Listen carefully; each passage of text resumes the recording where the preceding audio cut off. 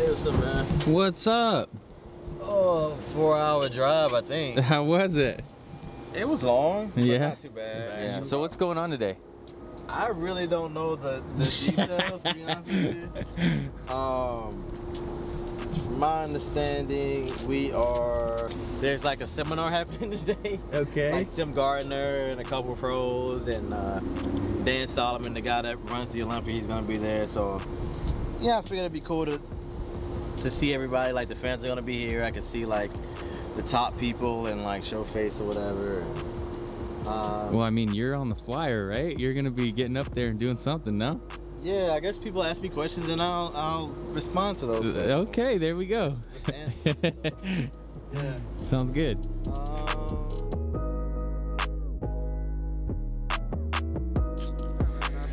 You're kind of my inspiration when it comes to posing. Good to see you. You did great. How you doing, Terrence? How's it going, man?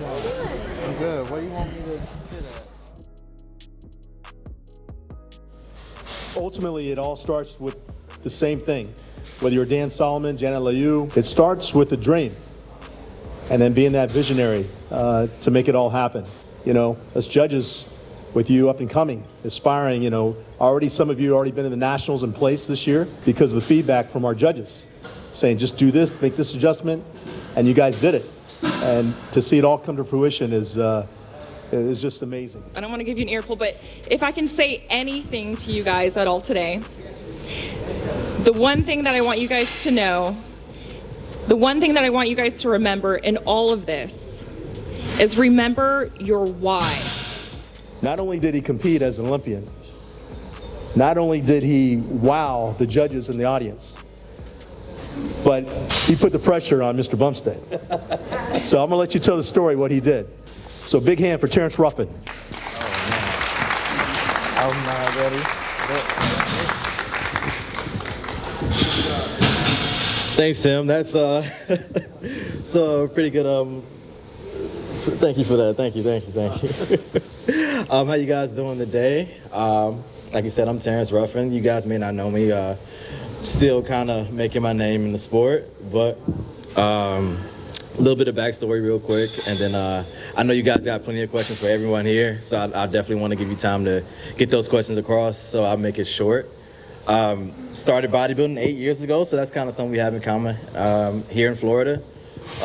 Fort Walton Beach, northwest Florida. So I started there, and I kind of got into it after I failed out of Special Forces. I was testing out for that. I was trying that out.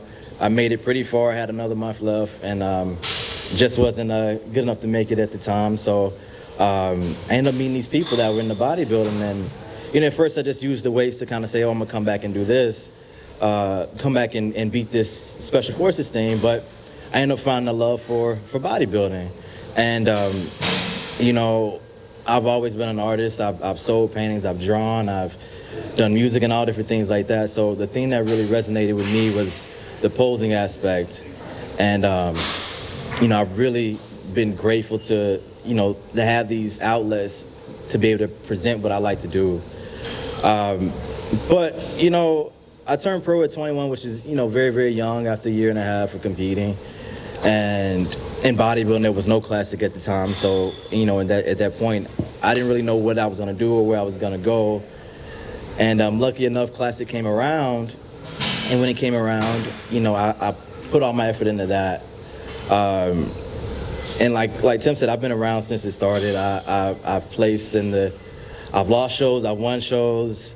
And, you know, finally I had to take a year off because I wasn't doing too well. And I had to think about what my why was. And basically, you know, you have this option of I can compete, be popular, you know, people see me and do okay. Or I can sit back, take my time off, take this year off, and actually come back and make a difference. And that's what I did. And, you know, honestly, it paid off. You know, this past year, I placed second at the Yarn, I placed second at the Olympia. A lot of people had no clue who I was. I've been doing this since 2016. I turned pro in 2014. But, you know, I really doubled down on my why. And now I'm sitting here able to speak in front of people and share my story. So that's about it for me here. Thank you guys for coming out. Left to the bank, you know that I'm coming in. We don't do it for the bands though. We don't do it for the clout. Legacy on the line. So I'm moving in and out. We got the smallest group here today. All right, whenever you guys are ready, we can go through and we'll kind of talk it through. Nice shoes. I like them. Have all y'all done a show before? Or never competed. Never competed. Okay. Two. You have? Never. That's interesting. Yeah, that should be fun. What a treat. Yeah, that means I get to start from the very beginning. All right, guys. So basically, guys, everything you do. The way I want to start this off is, imagine this little section is going to be your stage. As soon as you step on stage, you got to be on. You know, no playing around, no looking from side to side, trying to figure out where your mom is and stuff like that. You know, you're there to compete, you're there to pose, and as soon as you step on that stage, just imagine, because this is true, that people are taking pictures of you and videotaping you the entire time. You know, so you can't let anything go, your stomach go, you can't be like bending over and things like that. You know, you got to look professional on stage, because one day this may be your career, this may be your job, you know, so you just want to start, you know, as well as you can from the beginning, you know. So with that being said, let's go ahead and kind of line up here facing me. We're gonna take everything from. So I'm going to tell you guys what the judges are looking for, what we expect, and how you guys can communicate with the judges without actually speaking to us. Okay, there's ways to do that being said, as soon as you hop on stage, you got something called your front relaxed. So basically, feet about shoulder width apart. It's good. You want to think about flexing. So like the way I kind of think about it is I have screws in my heels and I'm twisting outward. That helps me quite a bit.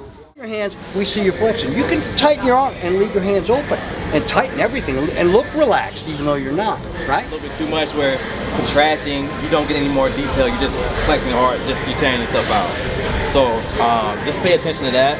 It's so much, man. With bodybuilding over the past 8 years I've been doing it, there's definitely a point where you need to have like that be your complete and only focus.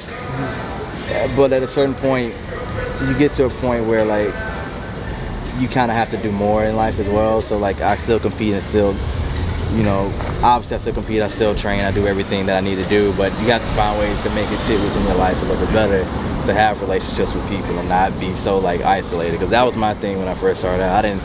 I was so deep into bodybuilding, I didn't even go out for my birthday. You know, I had my 21st birthday, I went to the gas station, got a beer, and that was and I went back home, you know. So yeah, I realized, oh man, I don't really have anyone to hang out with when I'm not actually competing and stuff like that. So, you know, yeah, just enjoy bodybuilding, but also realize, you know, how to make it a part of your life a little bit more and not to cut people off. Because a lot of people tell you like bodybuilding is selfish, you can't have friends, people leave.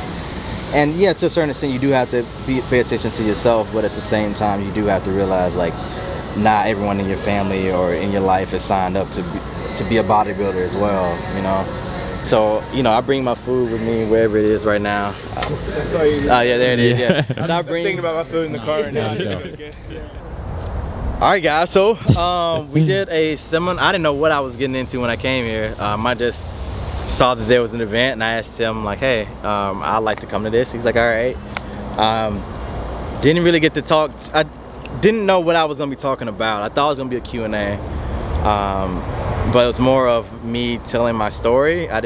Was not prepared for that at all. You could tell if Daniel adds it to the video, then yeah, you'll see how unprepared I was for it. And it kind of sucks because you got guys like Kai Green speaking like, recognize the opportunity of increase and seek it out everywhere in everything that you want to do. This is no exception. This is just the beginning. Like, I don't even know. Who knows what he said? Yeah, it was amazing. But it was good. Yeah, it was really good. And we did some posing out here. It was a little tough. I didn't really get through too much. I knew we were limited on time, so I had like a little curriculum, because that's what I'm good at. I can take people through posing and take them through like the, you know, beginning to like a good ending point. But when you got 4 people out there all trying to be chiefs, it's a little tougher, you know. So we got through like half a session, and but no, overall the event was really cool. I got to see some people I haven't seen in a while. Got to meet some fans, which was awesome. Hopefully I didn't disappoint, and yeah, it was a good day. Cool. Terrence, what's the next show? The Olympia, yeah. I'm gonna be on the big stage again, making it happen. Nothing in between? I'm doing a lot of guest postings. I like to go out and do stuff. That's why I'm here. But no other shows, just because, you know, Chris is definitely a champion and he's worthy champion. I gotta put all my effort into giving him a run for his money. Yeah. I know he has his eye on you.